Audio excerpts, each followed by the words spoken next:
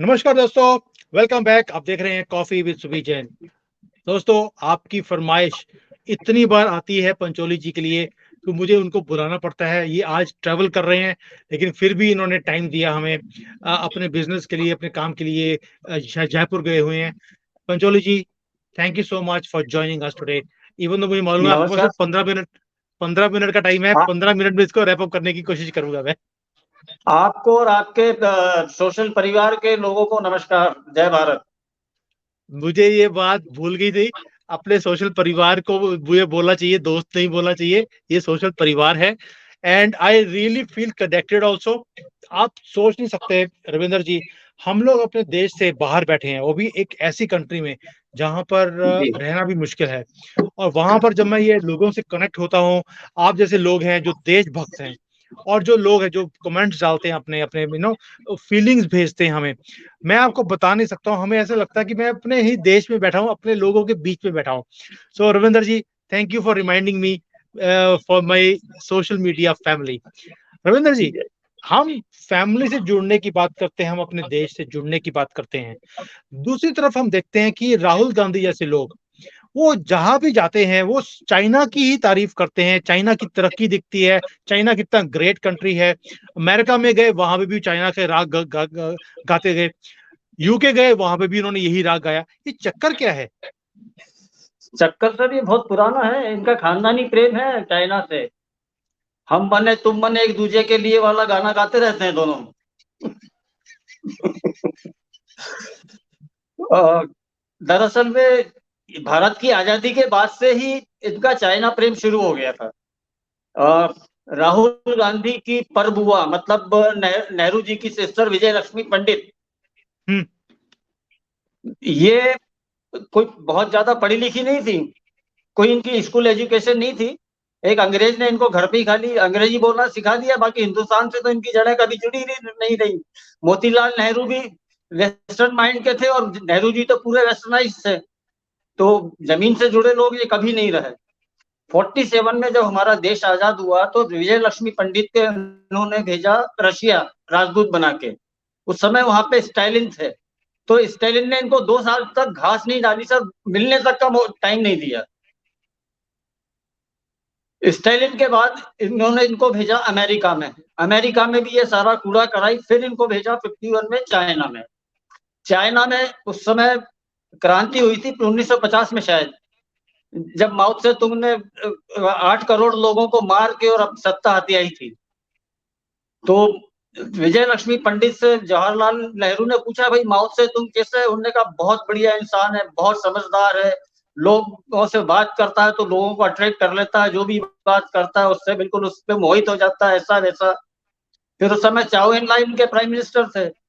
चाओ एन लाई के बारे में पूछा तो चाओ एन लाई के बड़े जॉली नेचर के हैं, बड़ा मस्त आदमी है, हंसाता रहता है, ये है वो है, हम लोग खूब बात करते हैं, जब तक थक नहीं जाते हैं तब तक बातें चलती रहती है, ऐसा वैसा।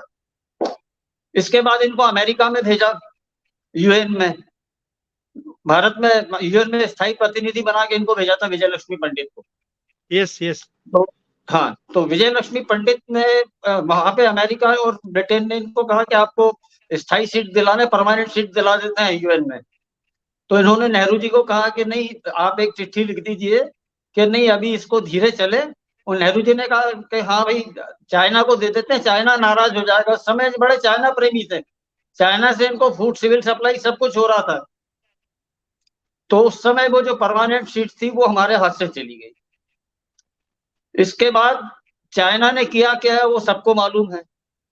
और अभी ट्रू। लेटेस्ट आपको बता, 2008 में इन्होंने जो एमओयू साइन किया है वो भी सबको पता है। वो एमओयू क्या है किसी को पता नहीं, पर बहुत जल्दी मार्केट में आने वाला, ये आपको मैं पहले से बता देता हूँ सर। बहुत जल्दी आएगा बाजार में। पंचोली जी, और अभी आपकी 2000। खासियत आपकी खासियत ही ये है कि आप समय से पहले बता देते हो क्या होने वाला है। आपके कारण जो आरएसएस के लोग आए थे हमारे शो के ऊपर, उन्होंने जी। जो जो बात बोली थी कि आप कुछ दिन का धैर्य रखिए, ऐसे ऐसे काम होंगे जो आपको हैरान कर देंगे, और लिटरली मोदी जी ने वही काम किया है। सो आपकी बात तो ऐसे जैसे पत्थर की लकीर है, आपको अंदर की सारी खबरें होती हैं, इसलिए आपको बनाने में मजा भी आता है। नहीं, और मोदी जी चाणक्य नीति पे चलते हैं सर। वो कछुए वाला हिसाब रहता है कि कछुए की गति से जो बताना है वही बताएंगे, वापस गर्दन अंदर कर लेंगे अपने को, जितना बताना उतना बताएंगे। और दूसरा ये है कि अगर शत्रुओं के कैंप में हड़कंप है, इसका मतलब राजा काम ठीक कर रहा है, तो शत्रुओं के कैंप में तो हड़कंप है ही, इसका मतलब हमारे देश का राजा सही काम कर रहा है। तो ये दोनों और रविंद्र जी, चाणक्य बोल के गए थे जी।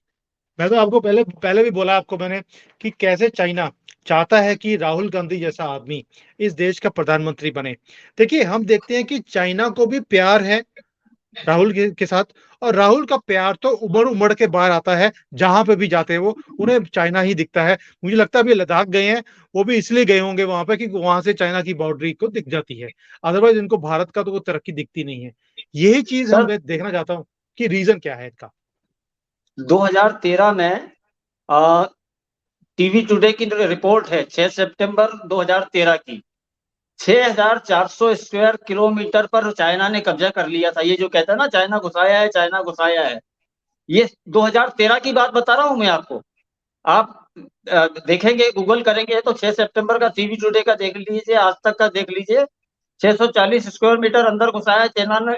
ये डेप्सांग, चामार और पेगांग के एरिया में कब्जा करा था। ये जहां ये पेगांग झील घूमने गए थे वहीं की बात है ये।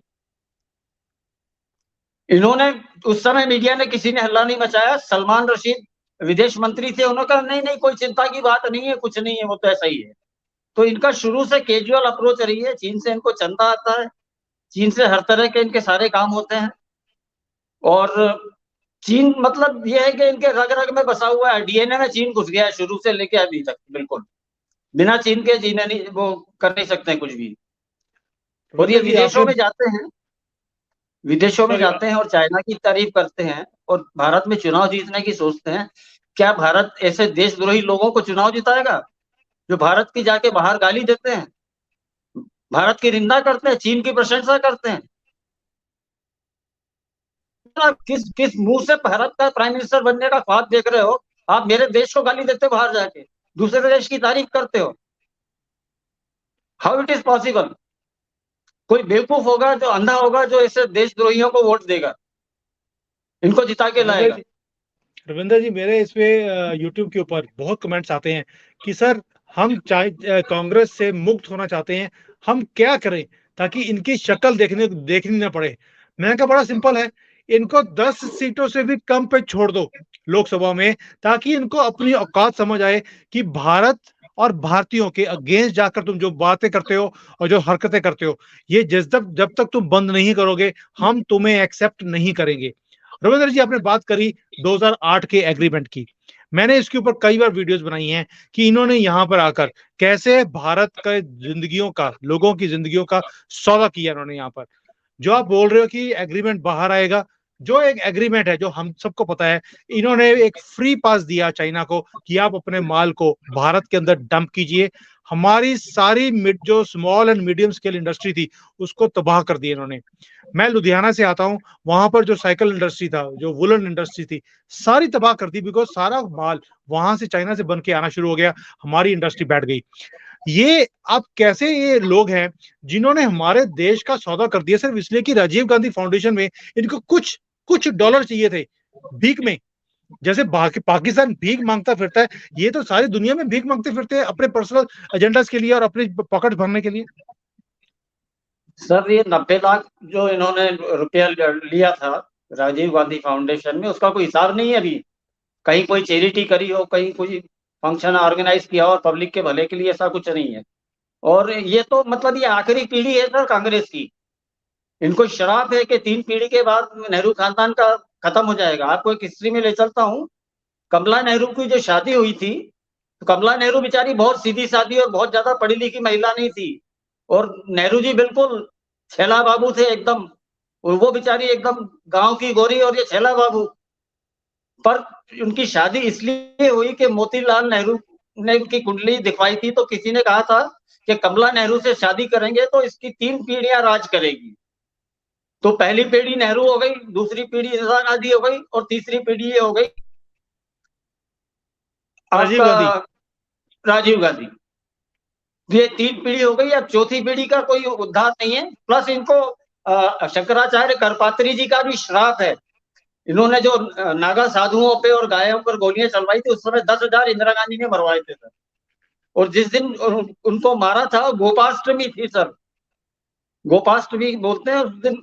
ये साधुओं को मारा था तो उन्होंने श्राप दिया था कि तेरी मौत भी ऐसे ही होगी जैसे छलनी करके मारा। तो इंदिरा गांधी की भी डेथ छलनी होके हुई थी, और वो जिस दिन मरी थी वो गोपाष्टमी थी।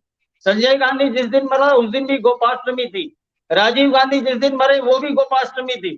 तो इनको तो शराब है सर, ये बस आखिरी है यार, ये मान के चलें। ये कितना कुछ कर लें, कितना डिफेम कर लें, नीति से नहीं लड़ पाएंगे। नीति इनकी तय है कि इनकी थर्ड जनरेशन के बाद कांग्रेस खत्म है। रविंद्र जी, अभी जैसे 2024 के इलेक्शंस आ रहे हैं, हम देख रहे हैं कि इनका जो पागलपन है वो बढ़ता जा रहा है। ये जैसे पूरे देश के अंदर ये चाहते हैं कि दंगे हों, यहाँ पर ये तरक्की जो हो रही है, आप सोच सकते हैं आज का दिन है जहां जब हम चंद्रयान जो हमारा पहुंचेगा चंद्रमा के ऊपर, अब 2-3 घंटे के बाद हमें वो गुड न्यूज भी आ जाएगी।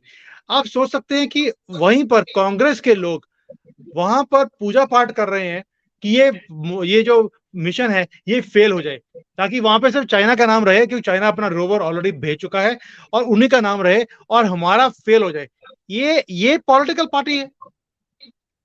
पॉलिटिकल पार्टी नहीं है सर। हो क्या गया है, ये मोदी से देखिए, विरोध करें सही बात है, सरकार का आपको विरोध करने का हक है, प्रधानमंत्री का विरोध करें, पर आप मोदी से नफरत करने लगे हैं। तो ये नफरत के चलते सारा हो रहा है। एक साउथ का विलेन है जो हिंदी फिल्मों में विलन बन के आता है, प्रकाश राज, उसने एक बहुत बेहुदा कार्टून डाला था कि वो चाय से ऐसे कर रहा है कि ये पहुंच गया चांद पर।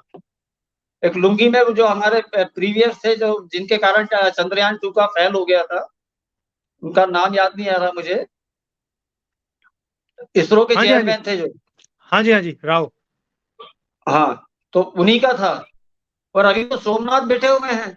तो सोमनाथ मतलब चंद्रमा के नाथ है, तो ये तो सक्सेस होना है सर, फेल नहीं होगा ये वाला। सर रविंदर जी, ये तो 140 करोड़ लोग ये दुआ कर रहे हैं, प्रे कर रहे हैं, आज की डेट में पूजा पाठ कर रहे हैं। मैं खुद चाइना में, यहाँ पे एक छोटा सा एक मंदिर है जो हमने लोगों ने खोला हुआ घर के अंदर ही, वहां पर लोगों ने पूजा करी है आज की इसके सक्सेस हो। ये कुछ लोग हैं कांग्रेस के, या जो इनके पालतू कुत्ते हैं, जो ये हरकतें करते हैं और अपनी औकात दिखाते हैं कि ये किस औकात के लोग हैं, और इनको 2024 में वो सबक सिखाया जाएगा भारत के लोगों की तरफ से। इनको नानी याद आएगी, और ये वक्त आ गया है कि सारे भारतीय इनको ऐसे नकारें कि ये दोबारा से सिर उठा के बाहर भी निकालना इनका मुश्किल हो जाए। ये जो कांग्रेस की जो है ये वाला, कि ये कुछ लोग हैं जो भारत के अगेंस्ट बातें करते हैं, अदरवाइज 140 करोड़ लोग इस वक्त पूरा पूजा पाठ कर रहे हैं कि ये सक्सेस हो, और मुझे पूरा विश्वास है कि आज हम सक्सेसफुल होंगे ही होंगे। सर 140 करोड़ में से 25 करोड़ घटा दीजिए, समझ जाइए कौन से 25 करोड़ हैं। मुझे लगता है 25 नहीं 27 बोलना अभी चाहिए, क्योंकि 2-3 करोड़ तो बांग्लादेशी भी है ना हाँ, यहाँ पर। हाँ बांग्लादेशी भी है। तो वो लोग इसलिए और ज्यादा चिढ़ गए हैं कि अभी वो माइनॉरिटी मिनिस्ट्रीज में जो घोटाला पकड़ा गया है, मदरसों को और स्कूलों को उर्दू के वो जो दिया हुआ था, ग्रांट दी गई थी, तो उसमें बहुत फर्जी निकले हैं। हजारों करोड़ का घोटाला है 2008 से लेके 2023 तक।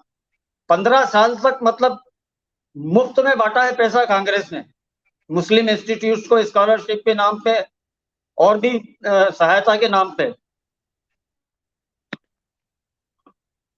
रविंद्र तो जी, वो जो पैसा इन्होंने गया है, सारे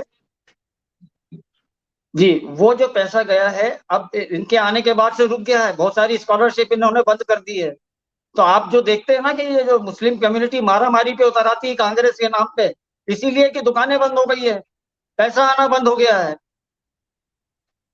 जो मुफ्त का पैसा खा रहे थे वो सब पैसा बंद हो गया है। मदरसों पे रोक लगने लगी है, जांच होने लगी है कि कितने फर्जी मदरसे चल रहे हैं, कितनी फर्जी संस्थाएं चल रही है। और अब तो वक्फ बोर्ड पे भी बहुत जल्दी बम्बू होने वाला है सर। वक्फ बोर्ड पे रोक लगने वाली है बहुत जल्दी। दिल्ली में तो बहुत सारी प्रॉपर्टी टूटी है, खबरों में नहीं आई है। करीबन 128 प्रॉपर्टी वक्फ बोर्ड की तोड़फोड़ करके कब्जे में की गई है, जो इन्होंने अनऑथराइज्ड कब्जा किया हुआ था। रविंद्र जी, आपकी खबर है ये झूठी हो ही नहीं सकती।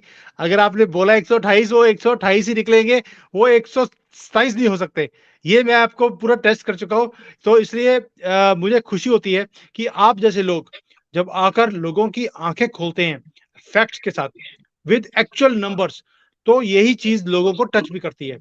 रविंद्र जी, आज आज इसी चीज को यहीं पर विश्राम देते हैं, बिकॉज मेरा फोकस आज था कि राहुल गांधी को चाइना से इतना प्यार क्यों है और भारत से नफरत क्यों है। आज आपने समझा दिया कि इनको भारत से नफरत इसलिए है क्योंकि इनको नफरत है मोदी जी से, क्योंकि मोदी जी जिस तरह से काम कर रहे हैं, जैसे उनको प्यार मिलता है। अपने देखिए, हम भी मोदी जी को प्यार करते हैं सिर्फ इसलिए उनके काम बोलता है। अगर मोदी जी भी काम नहीं करेंगे, हम भी प्यार नहीं करेंगे उनको, उनके साथ। तो इनका जो कांग्रेस का जो डेफिनेटली स्पेशली राहुल गांधी का जो नफरत है भारत के साथ, वो इसलिए है बिकॉज उसे हम राक्षस दिखते हैं अभी जो मोदी जी से प्यार करते हैं। और मैं प्राउडली फील करता हूं कि मैं राक्षस ही ठीक हूं। मुझे कांग्रेसी नहीं बनना, मुझे राहुल गांधी का पालतू कुत्ता नहीं बनना, और हमें प्यार है अपने देश के साथ और हमारे प्रधानमंत्री के साथ। So Ravinder ji, thank you for coming today. आप भी मेरे सोशल मीडिया के परिवार थे, अभी आप मेरे परिवार के मेंबर हैं। So thank you. आप मेरे सीनियर भी हैं, बुजुर्ग भी हैं और मेरे फादर की थैंक यू फॉर फिगर की तरह कॉलिंग हैं। सर। आपको आपको शत शत प्रणाम एंड जय हिंद। जय हिंद।